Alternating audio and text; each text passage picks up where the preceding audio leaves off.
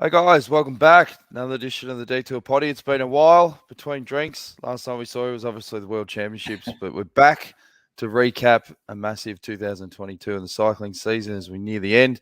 I'm joined by four-time national road champion Johnny Chavarro and the voice of cycling, who's live from Kuala Lumpur, of all places, for the Tour of Yeah, Langkawi. Phil Liggett, how's it going? I can prove it. I can show you the biggest. Can you see? I'm going great. Taking it. Yeah, Can you see the wonderful We did believe you, Phil. We did believe you. mosque? This is the famous.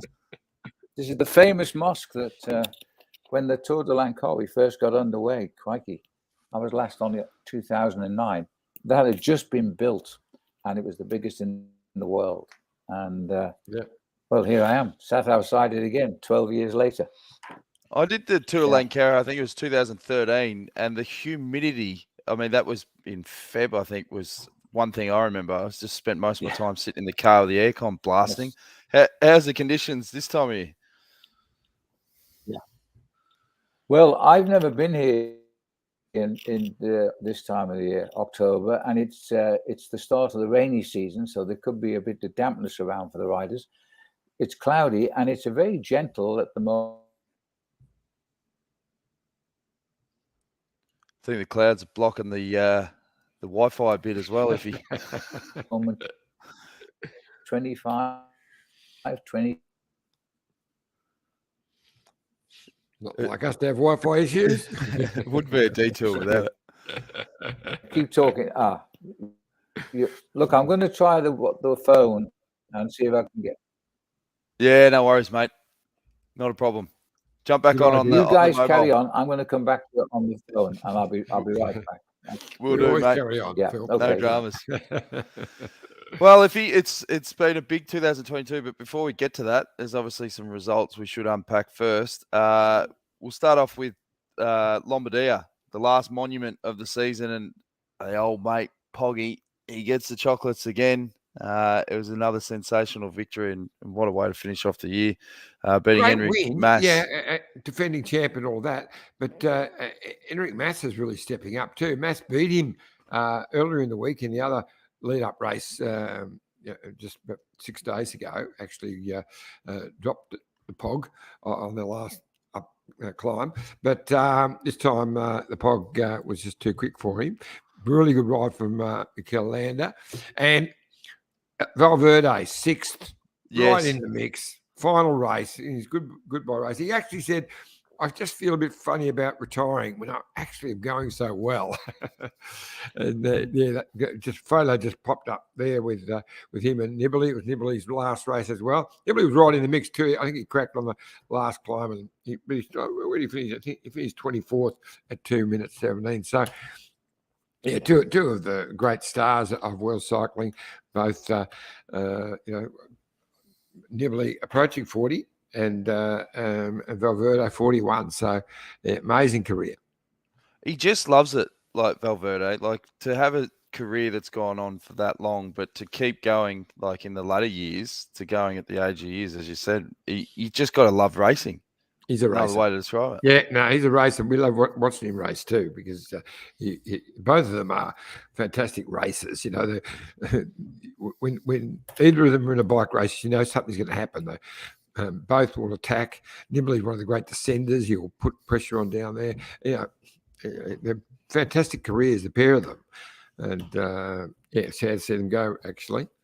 Have you seen the Netflix special on Movie Star? No, everyone. Done it, yeah. I'm being slack. Everyone tells me it's very, very good. So I'm going to have to watch it. Yeah. Well, the last series, I just watched the last episode because it went into the famous Vuelta when Superman Lopez jumped off his bike and went in all the behind the scenes of that. Fascinating. Absolutely fascinating. When he should have obviously continued, but it was all the battle about what was said in his ear. They told him like to stop riding. He got frustrated, and and the fact that he literally jumped off his bike when he could have easily finished, in the top 5. Fascinating insight. Yeah. But I'm really looking forward to the Netflix series on the Tour de France that should come out probably early next year, where they covered, I think, the 8 teams. I think Jumbo Visma was in there as well. So to see all the behind the scenes stuff of that. It's going to be unreal. We've got it's really amazing. few live comments. Michelle Graham says, would love to know opinions on team budgets and whether there should be changes. Yeah, that's interesting debate that's going on at the moment because it's so lopsided when you've got teams like Ineos, which you've got twice the budget of the teams down the bottom end of the Pro Tour. And are they going to talk about bringing some sort of restraint in? I don't think they're going to do it, though. Interesting. They just keep buying the best riders, but they're having trouble winning the Tour de France at the moment, even with their big budget. So we'll see what happens next year. It's amazing, isn't it? With what's going on this year, it's been an amazing year, and to have all these new stars really emerging, it just makes the mouth water for next year's Tour de France if they all line up the Tour de France, because the rise and rise of Evenepoel, gee, I hope he does. I hope he does. He hasn't completely put it out of the options. His team's been saying, no, they're sitting for the Giro because it's a good Giro. But he's saying, well, we'll see. Well, it's I think the bigger, because I've mentioned it a few times back in the early days when it was at Green Edge, and said, why isn't there like a salary cap? And the issue is you need a central spot where that governs the all the teams have to pay out of a central location, like a country or whatever, and then it's a lot trickier than just saying a blanket like here's a salary cap, because it comes under different rules and regulations.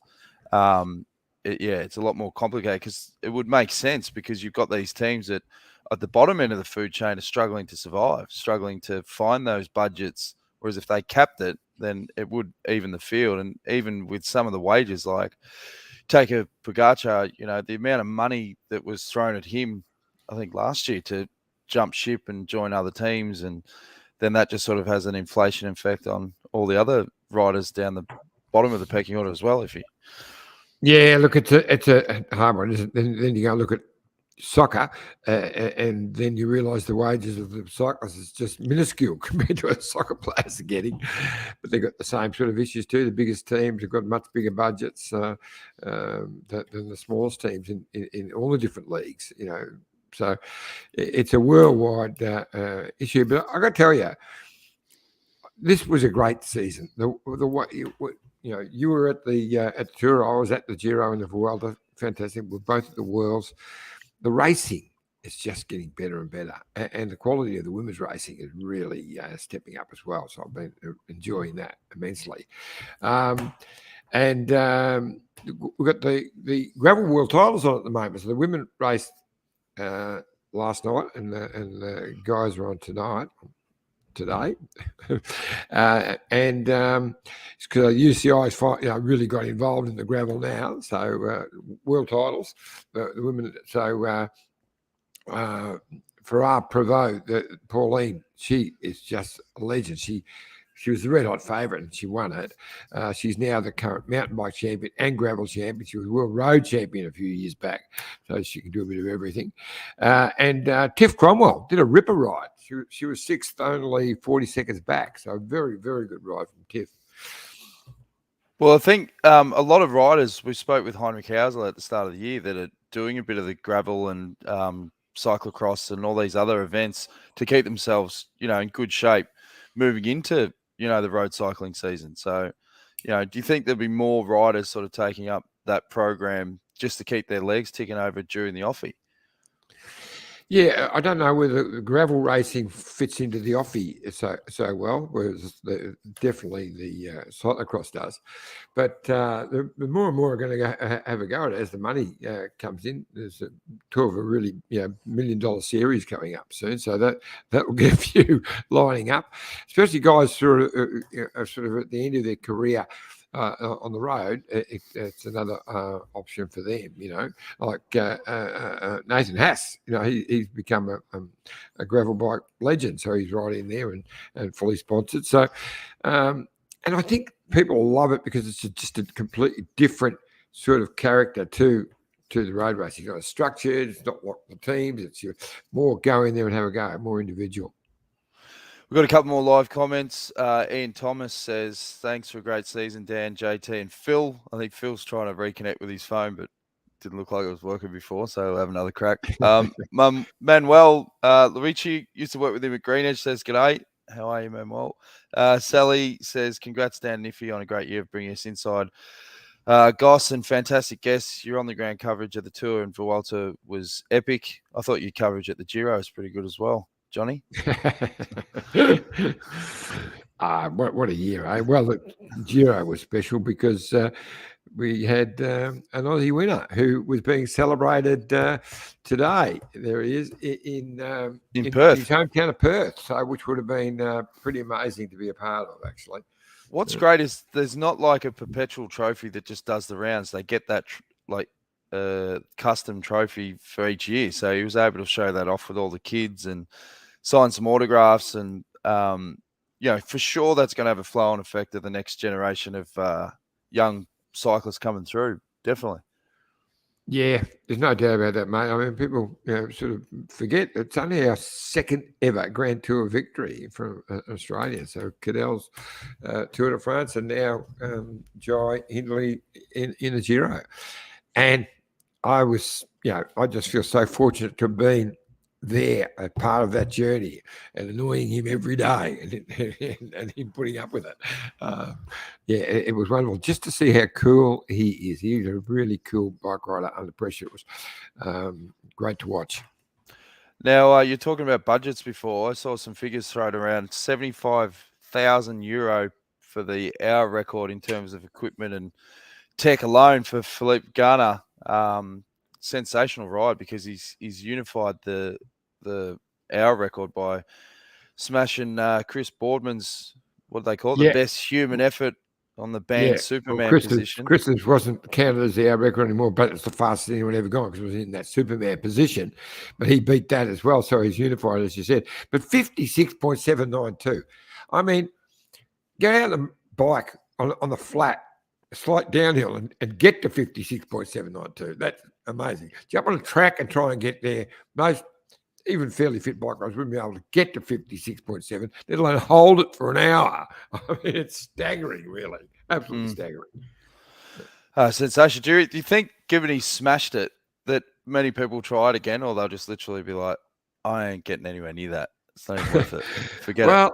Yeah, it might put others on hold for a little while. But interestingly, the record was held by Dan Bingham, who works for Ineos, and he was instrumental in the team working with Garner to break his own record. So he must be a good bloke.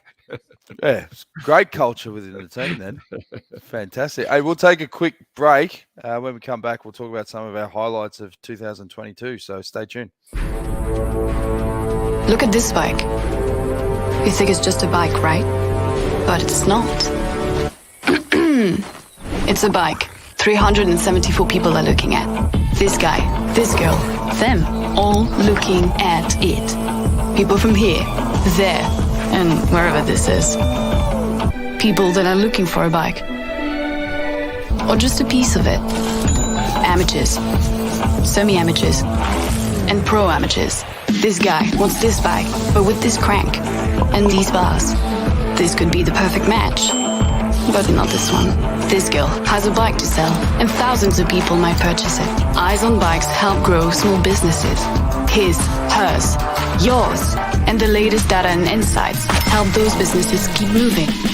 We are the world's #1 bike marketplace, with over 500,000 products and 900 brands, where buyers and sellers are brought together in a place where a bike is never just a bike.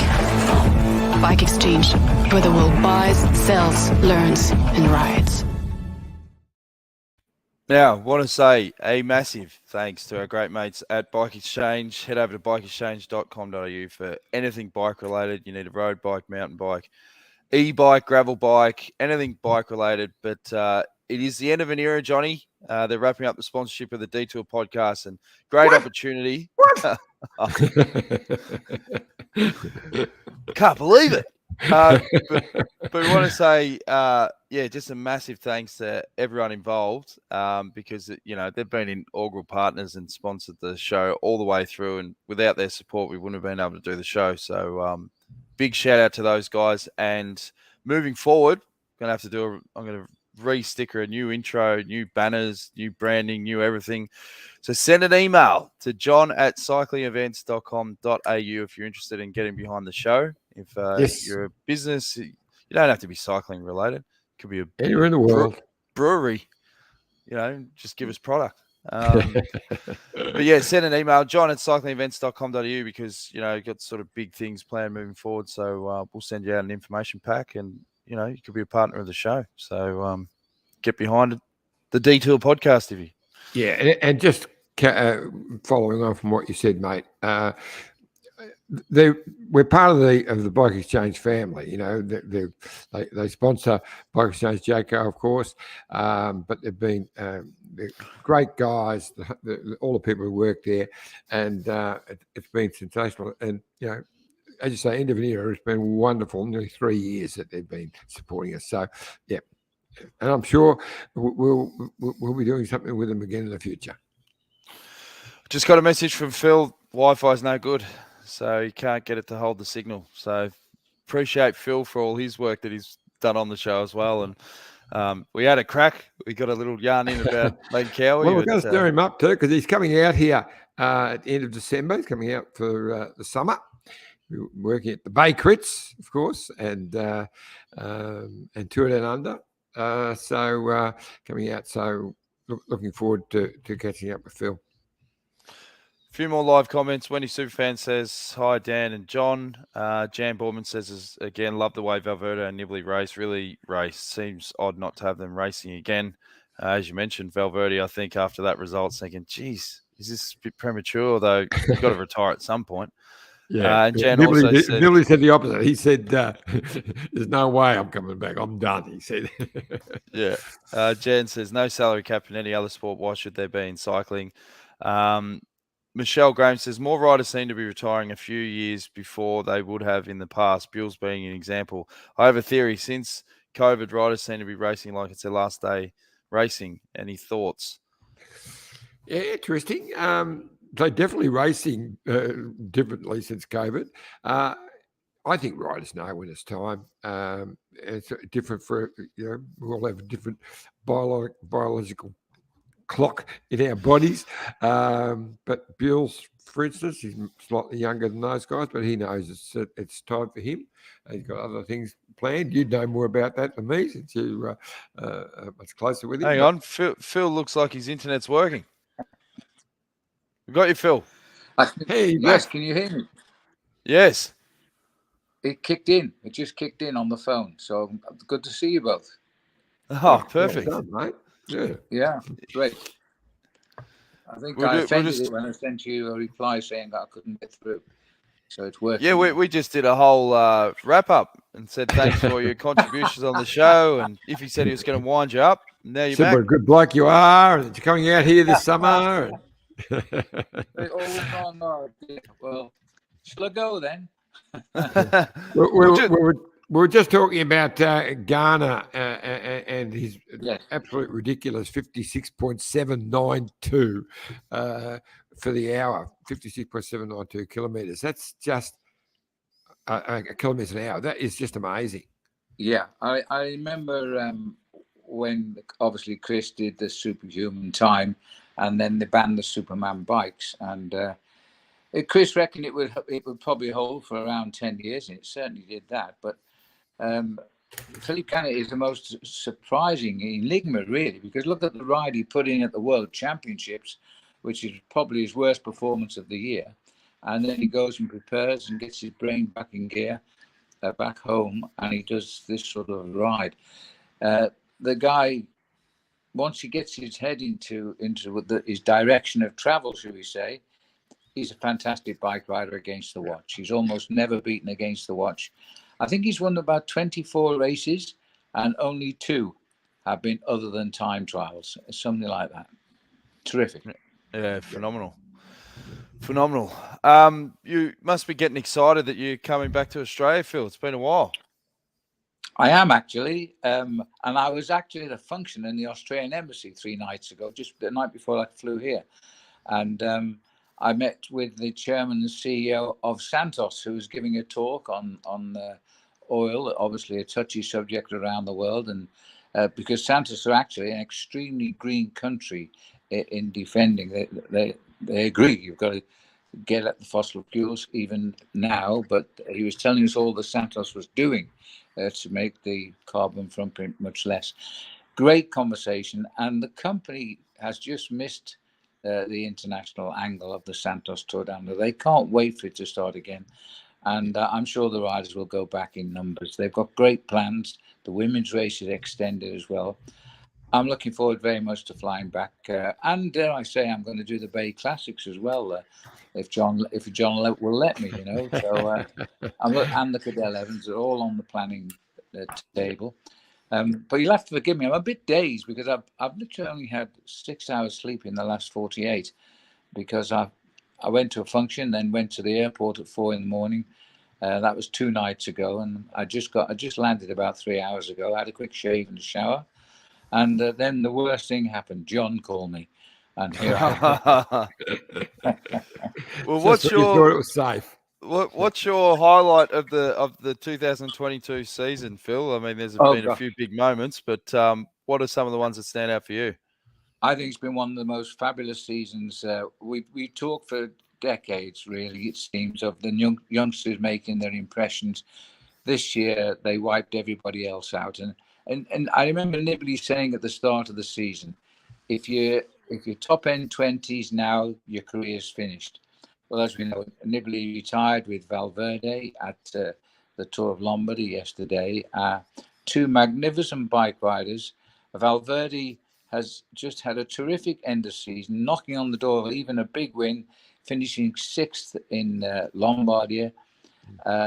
2 great riders, but there's no room for them anymore. And this is why, you know, sadly, we'll probably never talk about Chris Froome again at the high level of racing, and a lot of other bike riders that we've talked of. They're here now, and they're here big time.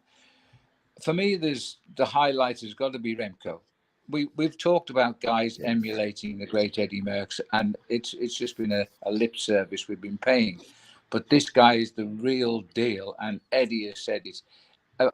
I saw Eddie in his formative years, and I commentated on him.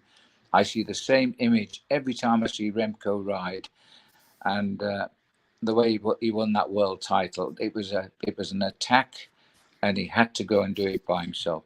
So he was obviously the top highlight, but you know, the women also found their champion, Annemiek van Vleuten, as well, and she's had the most amazing year. How do you break a part of your body and you get up and you go and win the world championship? That was moments after she finished. She looked at the camera, she just shrugged, she says, I'm the world champion. I can't believe it. And when she pulled that sprint out and just left the bunch behind, it was just unbelievable. And you know, I commentated on that terrible crash she had in Rio de Janeiro at the Commonwealth Games. She should have won At the that. Olympics, yeah. Look, I thought she was dead. The way she landed on her neck, I thought, oh my God, they're not going to say anything about this, but I think she's gone. And as you know, within 6 hours, she was sat in bed tweeting, I'm fine. And she fought her way back to this fantastic level of bike racing. So two terrific highlights of, you could write a book on this one season alone, couldn't you? Yeah. Well, she won all 3 Grand Tours this year. Yep. For the women and the world title. I thought her doctor was the doctor, just because she crashed in the mixed team time trials, as you all saw, right at the start.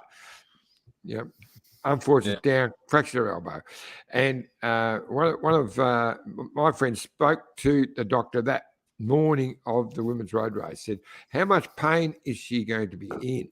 He said, "Oh well, anyone else wouldn't start, but Annemiek, she'll be fine." Yeah.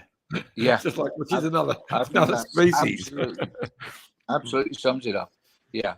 She was such a great, and she hasn't announced it, but I'm just wondering if she will cancel her retirement and come back as the world champion. It's Well, a she said she's very, riding very on next year. She's riding out 2023. She said. When did you say that? While I was flying. Yeah, no, I read it on Slightly News Site Tips, one of those. She said she's going to retire at the end of 23. Okay, because you did announce her retirement at the end of this year, and she's obviously had to. And then the serious rethink came after she won the world title, and just about everything else that happened along the season as well. You know, it's a shame in some ways, John, because we saw a brilliant winner of the Tour de France and two great sporting guys in Pogacar and Vingegaard. And Vingegaard got the better of an on-form Pogacar. But he's sort of gone into the shadows because he never raced again until just the Crow Tour just recently, which he almost won on. Lost it on the last day in the first of the last sprint. He's a total hero in Denmark now. Absolute total hero. He's their biggest sportsman they've ever had. And he's in the mix now with so many things that have happened this year that we all want to talk about. Yeah. But he'll be back big time for sure. Oh, he'll be back. Don't worry about it. Well, he's not gone anywhere, of course. I just can't wait to watch that Tour de France with him and Pogacar. And Roglic, I mean, he even though he crashed out badly near the end of the World Cup, he's so tough. You can never cut him out of the equation. Although, you know, for him to win the Tour, I reckon he'd have to almost go to another team. But anyway, that's another challenge. And then Evenepoel, what is he going to do? If he rides the Tour, he's going to be in that mix. He's too good. He's going to be better again next year. So, yeah, it's and Bernal, can Bernal come back to that level? You know, probably can. So, yeah, it's exciting to think about. Well, he's the big mix. We don't know what's going to happen with Egan Bernal now. So much has happened during his injury, which started at the beginning of the year when he hit the back of that park bus. He's going to come back for sure. And the work that's being done in Ineos, they've moved out people like Carapaz. So they're going to face him as a rival next year as well. And they strengthen the team with youngsters who are still to come through. The arrival of Tom Pidcock in his first Tour de France, he was magnificent. There's no end of new stars in the sport as we speak at the moment. And it's right. You're going to put Tom Pidcock into that mix when you talk about all those names because you have. Don't write off Wout van Aert. Van Aert did a fantastic ride as a teammate and still finished fourth in the World Championship. And who knows about the return of Van der Poel after the debacle of the World Championships? He'll be back. Yeah. Well, he's riding tonight, isn't he? The World Gravel Championship. I notice he's riding a road bike where everyone else is riding gravel bikes. So he thinks the road bike's fine. I was going to say, from an Aussie perspective, if a couple of the rides that stand out was obviously Simon Clark, his unbelievable stage win on stage 5 at the Tour de France. And, you know, we'd spoken to him a couple of times on the show and we'd had Phil on at the same time, I think, one of the episodes. And, I mean, what a fantastic story that was this year, Johnny. Well, look, I thought Michael Matthews' win was his best ever victory. That was just blew me away. But the ride for an Australian this year has to go to Jai Hindley. I mean, Jai Hindley, you know, his win, the calculated way, calm way he went about it and took it out, that stood out to me. And also Jay Vine, his 2-stage wins in the Vuelta, unfortunately crashed out and didn't get the kilometres he was going to get. But one of those victories, you know, it was just amazing. He had Evenepoel in fine form, 10 seconds behind him for about 5 or 6 kilometres and couldn't catch him. That says everything. That just shows the quality of that win. No, absolutely. It was a good year for Australian cycling, a really good year. Because there was so much to report. You seem to hit the jackpot, John. Everywhere you went to watch a big race, the Aussies came good. I'll bring out the best of them, mate. You missed out on Simon Clark's stage 5 win, but even so, it was the Aussies have had a very, very good season. They really have. Got a live question from Jan Borman. Quick question. Teams need sponsors. UCI need teams with funds. Everyone knows it takes more than 3 years to get a team going. Why are the UCI penalising any new major investment with this draft relegation process, Johnny? Well, the interesting thing is the UCI didn't come up with this idea, you know. Everyone's blaming the UCI. The teams came up with the idea a couple of years back.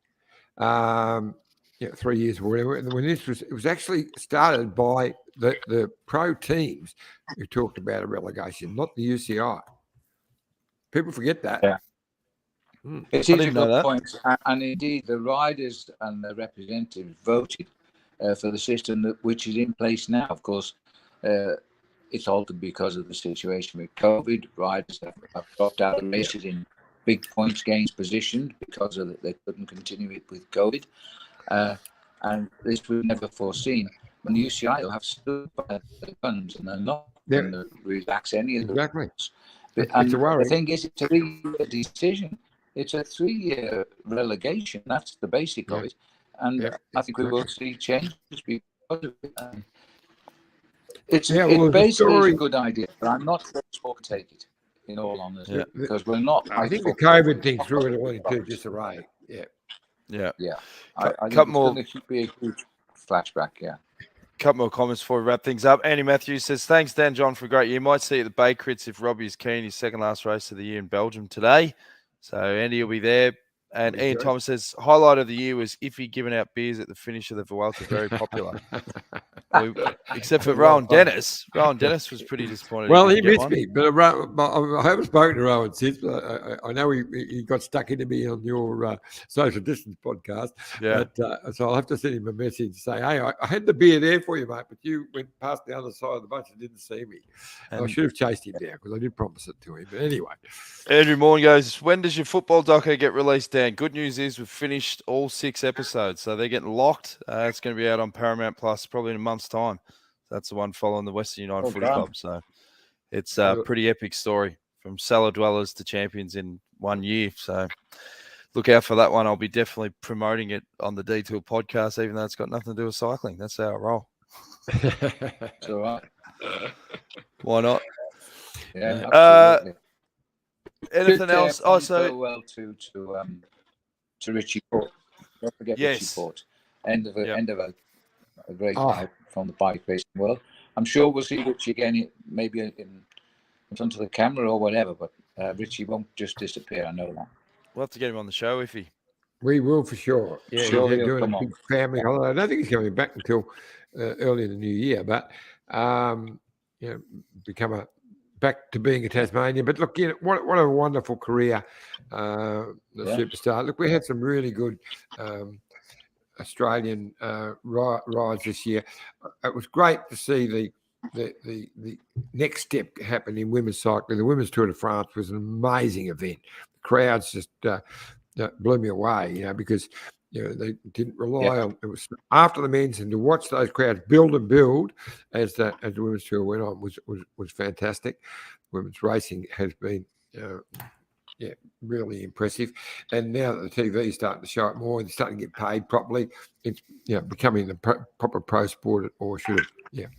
Great to see. Yeah, I want to send a shout out to Andrew Wright as well. We mentioned Logan Curry, I think, in the junior world's results this year. He had a 21st, and he's gone out and purchased some social distance podcast T-shirts. Great bloke, shit rider. And Logan got the great rider, shit bloke shirt. So I think that had a big night. And Johnny, you had a catch up with a couple of old sparring partners. Well, that's the photo taken in 72, just before we went away to Munich Olympics. Stuart Bishop, Danny Clark, Donnie Allen, John Nicholson, Clyde Sefton, Graham Jones, who unfortunately was killed the next year, and Phil Sawyer and myself. And we had a catch-up last week, so that we tried to get into the same positions almost. The Still Bishop at the back, Johnny Billsma next to him, Donnie Allen, John Nicholson, me over on the right, then Phil Sawyer, Remo Sansonetti and Clyde Sefton. So it was fantastic. We had it at Jerry's Pub. You know that room down there, Phil? The little wine cellar there. I'm surprised. We had lunch there, just the 8 of us. Unfortunately, Danny was over in Italy, not racing, so he wasn't back. But yeah, it was just great. A lot of war stories and brilliant. Looking at your eyes in that photo, John, you're about 1.5 bottles in. Yeah, it could be. It was a big day, and then we stayed and had dinner that night. And the next day, we had a Mayo Jean lunch where Matty Keenan, Gero, and I hosted, and Grace Brown and Luke Platt were our special guests, and it was a great day as well. So 2 in a row, but I survived again. Fantastic. Massive thanks to everyone for the support for the show throughout the year, and continue to support youtube.com/a Detour podcast. Make sure you like, share, subscribe. Anything you want to add before we go, fellas? Yeah, just like to we're add gonna have a job big, season. oh, sorry, mate. A big thank No, you to no problem. all our special guests like Phil, who comes on all the time regularly, and Scott McGrory, and a lot of our regulars, Buells. There we go. Quick update on Carrie. So what you do when I put up the comments, John, you go, quick comment now from Free Ranger. He asked a quick update on Correca, please, Phil. Well, Trying actually, to do that. I couldn't say it. Thanks, mate. It couldn't be better time because, as you know, we took a bunch of basically cyclists over there in April, and we raised just over, I've got to get it right, nearly 200,000 Aussie dollars worth. Wow. All from cyclists over the COVID last COVID year and down at Correca. And the Correca Foundation down there have taken local farms, bought the land for farmers. The farmers wanted to sell the land to us.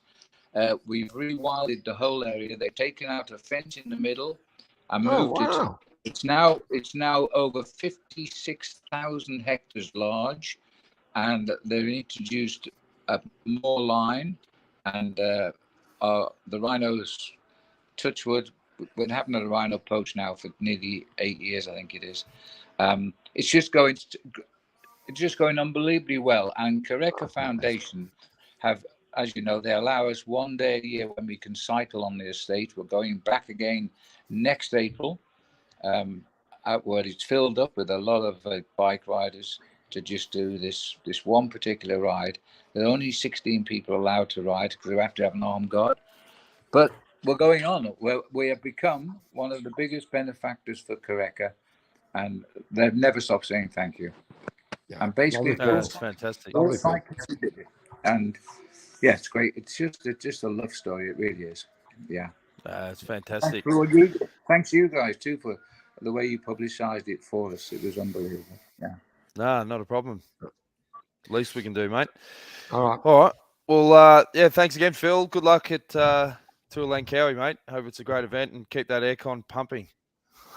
Well, actually, I walked in the room and turned it off. You know me and aircon, we don't like each other. So and the makeup man came in and turned it back on, so I've turned it off again now. He probably thought he had a problem with the mechanics. Yeah, I'm looking forward to this race very much. It's interesting for me. A lot of good bike riders downstairs at the moment. There's 4, I think it's 4, might be 6 World Tour teams here. But as we know, I think the relegations are now, I'm afraid, too far behind to be saved from the drop. But that story may run for a while longer yet, with Premier Tech threatening to sue if they get the drop. We'll see. Yeah, well, they're going to get dropped because they're definitely they're the lowest ranked team, so they'll be getting dropped along with Lotto. And there was a terrible story on I think it was on Cycling Tips the other day, where managers, a lot of the managers are talking to other teams, and there could be talk of quite a few riders leaving teams. They've got contracts, but because they've dropped out of the World Tour, that means they can break their contract. So I hope that doesn't that's not the case, but that's the talk. Yep, absolutely it is, John. Yeah. Yeah. All right, guys. Thanks again. Ask me next week. When I had a chance to talk to the teams, I might have more stories. No, sounds good, mate. Well, Dan's going on a little bit of a stage journey. He's away on, I don't know if we talk much about that, my own business, but Dan, I just wanted to thank you for all the great work you've been doing this year. We'll be back in a week or so, but you've done a great job, mate, as always. You too, mate. It's always good. And we didn't box heads on this episode, so we're starting to mature as well. So that's good. Good sign moving forward. Thanks again, guys. Thanks, Phil. Thanks, Iffy. We'll be back again soon. So well done. Thanks. Take it easy. Cheers.